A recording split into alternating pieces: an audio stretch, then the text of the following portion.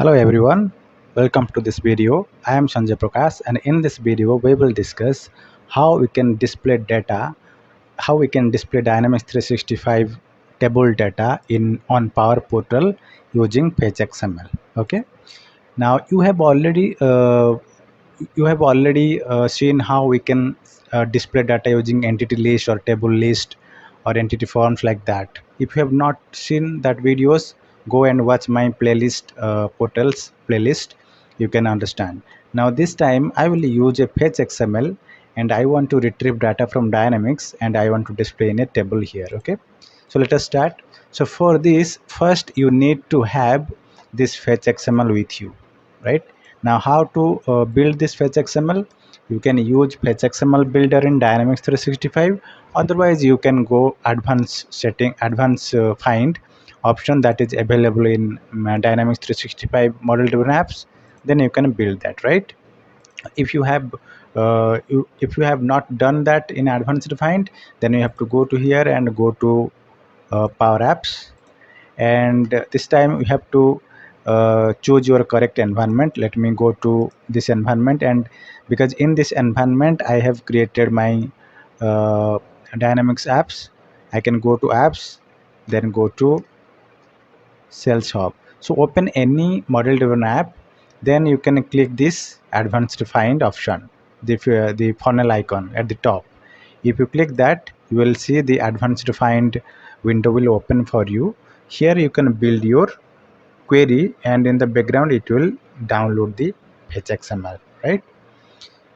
Now once this fetch XML is created, you have to download that fetch XML. For example, let's say I want to retrieve lead records, right? So I have to search here lead, and I select lead, and this time I want to use some I want to have columns that I need. So click on this edit columns, then this window will open. Here I want to decide what columns I need, let's say name. I don't need this company name, I will remove this. So I need name and business phone, right? And also I need topic. Okay, so I can go down and search for topic, this one. Now I have added here. Now I can click OK. Now once you click OK, if you click on result, you can see all the records are displaying here as a result set, right? 32 records.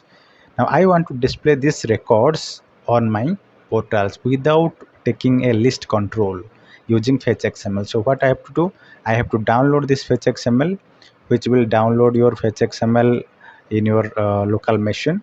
You can open this Fetch XML. So this is the Fetch XML that has been downloaded. Copy the entire Fetch XML and go to your script. Here you paste Fetch XML in a notepad, and this Fetch XML should be incorporated between Fetch XML liquid tag. This colibras and percentage symbol is used to define the liquid tags. There is a liquid object called as fetch XML, which is used to define a fetch XML in web pages of portal. So you have to start fetch XML, then give an identifier of this fetch XML, so that in later part we will take this as a variable. Paste your fetch XML here, and the fetch XML, this is the end tag of the fetch XML in the liquid. This is the opening tag, this is the variable of fetch XML, and this is the raw fetch XML that I have copied. Next, once it is defined, it will automatically retrieve data and store here. Okay, you do not need to write down any query data or some object or any service object to retrieve data. Once you paste this fetch XML, by default this fetch XML liquid tag retrieves data and stores in this variable, right? Now next I want to display in a table. That's why I have created a table, created some headers, and I have defined it the table row, and I have taken 4 columns: subject, first name, last name, and email. And I have taken t body, and here as the body will be repeated, right? Because it will retrieve 32 records, so 32 row must be there. So I have written a for loop. This for loop is in line with the syntax of liquid tag. For for loop tag. So curly brace percentage, then for loop. This is the counter result in MindLeads is the object that I have defined here.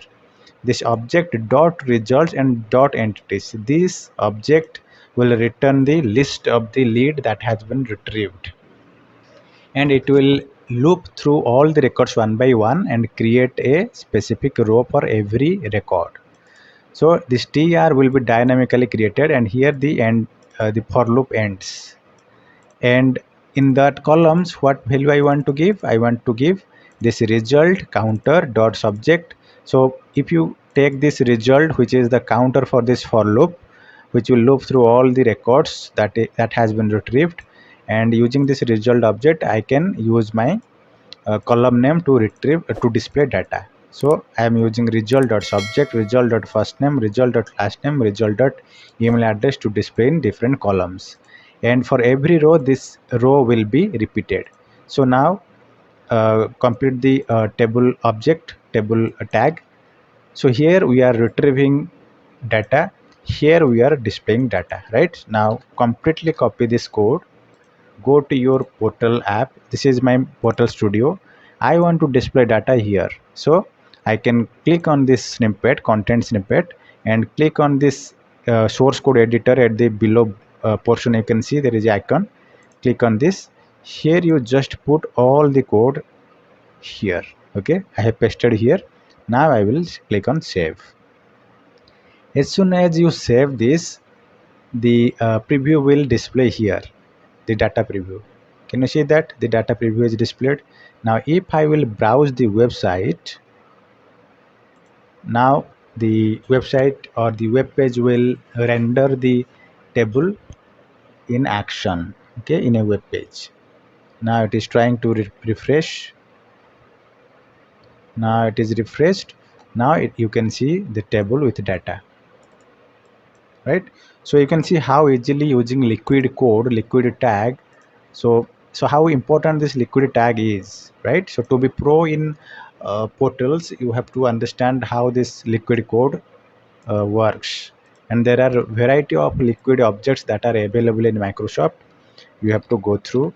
If you search liquid portal, liquid objects, you can see what other liquid objects available here, right? So all these are liquid objects you can use in your project, in your portal, right? You can also practice using these samples. Okay, now in my next video I will come with more actionable items for this table. Let's say I want to do some button here, use some button here, how I can use some buttons, how I can incorporate some JavaScripts, or how I can call Power Automate to do some actions. I can do that, right? For example, let's say I want to add another column here and which will display a button. Then how can I do that? I can go here, I can add a column here. Okay, let's say I am adding another header which will display as action. This will display as action, and in the table, in the body column, I want to place an HTML button. Then I can write down, just I can use button tag, and I can use, let's say, edit. So this will display an edit icon or edit button for every row. So let us see how it works.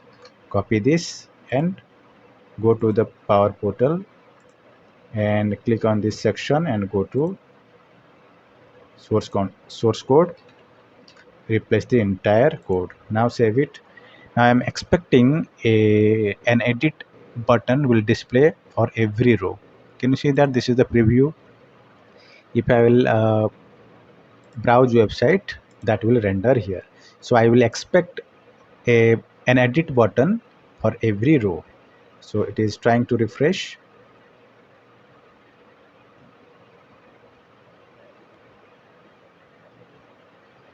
Now you can see you can now have a edit button for every row. Now if you want to edit a specific row, you can click on edit and do your action. I have not added any script or action for this button, but this is how you can add buttons for every row. So without entity list, we could create this table, and we can also add more dynamic concepts for this table. For example, let's say you want to add a checkbox for every row. Like that, you can also edit this, right? You have to understand the checkbox control in HTML. Here I want to add another header. Okay, let's say I want to add, here I want to add a checkbox. So in HTML, the checkbox is input and type equal to check, check, check. Okay, and I will end the bracket here, and I'll copy this code for every column, right? So for every row, it should display a checkbox. Now copy the entire code and paste here in this portal. Now click on save. Now what I am expecting, now in the first column of the table, it will display a checkbox. Okay, now it is not displaying checkbox, right? It is displaying something text box kind of thing. So what you have to do, you have to go to HTML and search check control, checkbox control. If I am making something wrong, right, just copy the code HTML text box control. So this is the type, right? So you copy this code and paste in your code. Sometimes it happens if you don't know about the code. So type equal to checkbox, right? So delete all of this. I will do the same thing for header.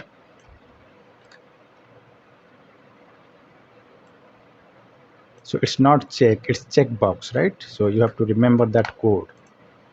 So now I will go here and put here for this table. So go to source code and refresh the whole script. Save it. Now it will display a checkbox for every row. Now browse website. Can you see here it is showing correctly? Now if you browse this website, it will refresh, and here also I'm expecting the checkboxes for every row with header. Now sometimes if there is requirement that whenever you click the header checkbox, when you click this header checkbox, all should be clicked, like that requirement, right? So you can also do that. So I'll come with more premium videos on these requirements. So please be a member. If you have not joined, it's not that much costly. You can join, otherwise you can check my free videos for learning purpose. Okay, so thank you guys.